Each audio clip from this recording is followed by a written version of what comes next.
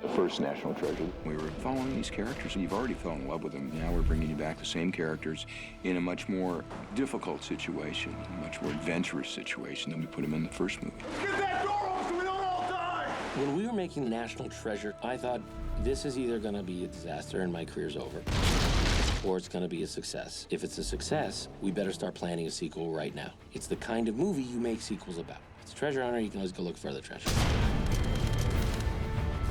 When we released National Treasure, it was a brand new movie, a whole new franchise. That's why you're thrilled to do a sequel, because you have an entire first movie as the commercial for your second movie. First film, us as storytellers were kind of trying to figure out how to work within the genre. And now we can even up the ante in the second one to make it much more difficult to find these clues.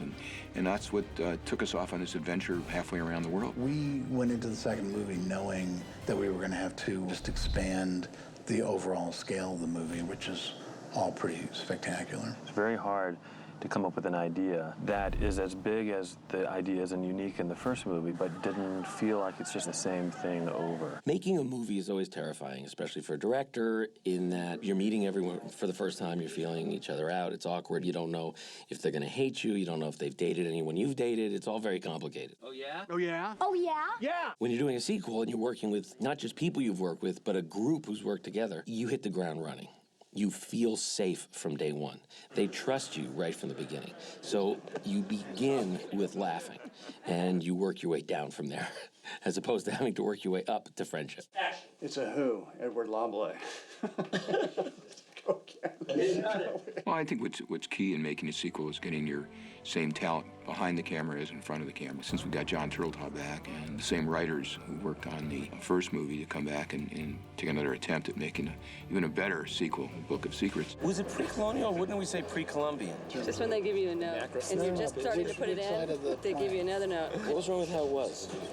And then you got to get the same actors in front of the camera, and that's key. These movies only work, and when I say these movies, I mean sequels, if you bring the group back together. Nice to see you two together again. Getting to work with John Voight again and Justin and Diane definitely was like going back down memory lane and seeing old friends. All of us would say we became really close friends, you know, as close as you become friends on a movie set. And doing this all over again is really, truly a lot of fun. It's fun to see how everybody has evolved or changed in their personal life. There's a lot of catching up, and it just feels like we're picking up where we left off. Making a sequel's tricky business. It's not as big a no-brainer as some people might think it is. You have to be very careful. You want to make that sequel and deliver something people are actually hoping to see. If you'll excuse me, I have a movie to direct. Hi, guys! That's it. Dismount the bounty stop. John Turteltaub was not known for his adventure films. He was known for his comedies and his dramas. So he really cut his teeth on the first one. He said, well, this is kind of fun. Maybe we should up the ante on the second one. So he certainly did. John Turteltaub was one of the wittiest men you will ever meet, and he's delightful. His immediate instinct is to tell a joke. Therefore, he keeps it very light. The set is extraordinary. When it gets cut out, we're gonna feel horrible. On this particular film, we were so unprepared to start shooting this movie when we started shooting this movie. People often think, oh, someone writes a script, it's done. Then you go prepare, you're done preparing. You shoot, you're done shooting. It doesn't work that way. It's all happening at once. You're constantly rewriting as you're preparing, and we're a little bit in that boat right now. Wilkinson has the letter from Pike to the Queen, from Queen to Pike, that has that third part of the puzzle. He has no idea what the hell I'm doing great. Stop it. It's great. I'm an objective outsider. I'm following it. I edit well. Wait till you see this in October. A movie like this, that's basically a puzzle, and the puzzle has to work backwards and forwards, and then it has to connect to history. So it's very hard to make that work, and you have to spend a lot of time working it and reworking. So that process always runs up to shooting and through shooting. We knew we were making National Treasure 2, Book of Secrets, coming out December 21st. That was about it.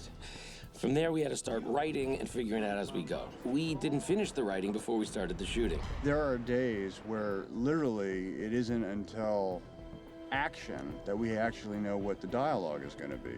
And what it does is it creates this spontaneous anxiety that you can't help but find a solution. I think it should say the Eagles hold it. I agree. I agree. Only a cast that trusted each other, felt safe with each other, felt safe with Jerry and with me, could leap in. So everyone not only worked together, but they were really great at coming up with story ideas, particularly if it made their own character look great. We should change it. Emily's one of the best. We can't find anyone else. Yeah, we won't find anyone. Just short notice. And it's short notice. Yeah, we won't get anybody else. Okay, that's good. So? Yeah, one more change. Jerry had one more change. Tell him to bring my flash drive back. Okay, see you guys later. Thanks, Jerry. Good night. Working with Jerry is sort of miraculous. I mean, I'm still somewhat mystified by it because it's like a no-net productions. It's you're on a high wire. But each and every time, something good comes out of it. By him going through that one light, is that the red light that he's running? Yeah. So you're missing the red light is what you're missing. He has a sense of the audience better than anyone I've ever spoken to. That's good. That's funny. Okay, good. He knows what people want to see when they're just going to the movies. And that's one thing that Jerry, I think, is really one of the keys to his success over the years, is that eye for making sure that the movie is the best it can be and making all those right choices. You know, we make these things in a kind of a vacuum. We have nobody telling us what's right and what's wrong. It all comes from instinct and talented people being around us. So you're always pleasantly surprised when they're excited by a movie. What's interesting about the National Treasure sort of movies versus a lot of other big adventure films is the plot needs to be complicated enough to be up to the level of the puzzle-solving wits of the lead characters. That's another thing about this movie. The movie is smart. There's clever stuff in them, you know, all the way through. They want something that's fun, but they also want something that's clever. That's what these movies are.